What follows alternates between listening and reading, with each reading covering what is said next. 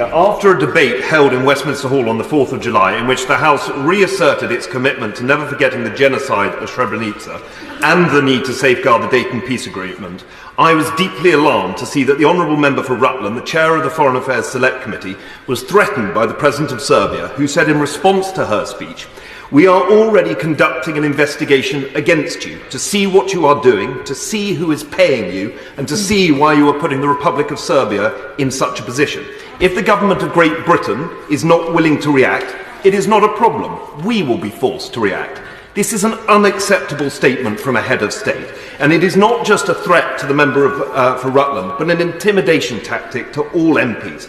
Can the Speaker please reassure me that no pressure brought to bear outside of this place, especially by foreign governments, will ever endanger MP security or privacy, and that the full weight of Parliament will be used to prevent and dissuade bullying tactics and to ensure that MPs can speak the truth? Does the Speaker not also believe that this is a moment in which the Serbian ambassador should be called to explain this position and statement?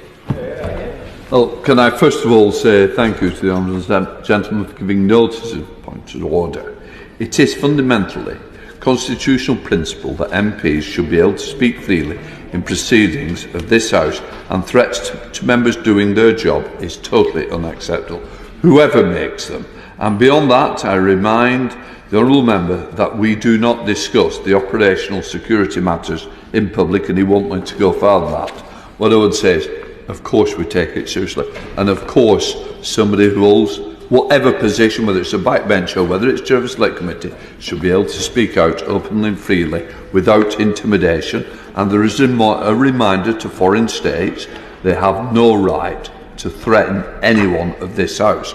And just to go a stage further, I'm sure that the bench will have heard about a request to summon in the ambassador. That is not for me, as he rightly knows, but I've certainly echoed it for him to take place.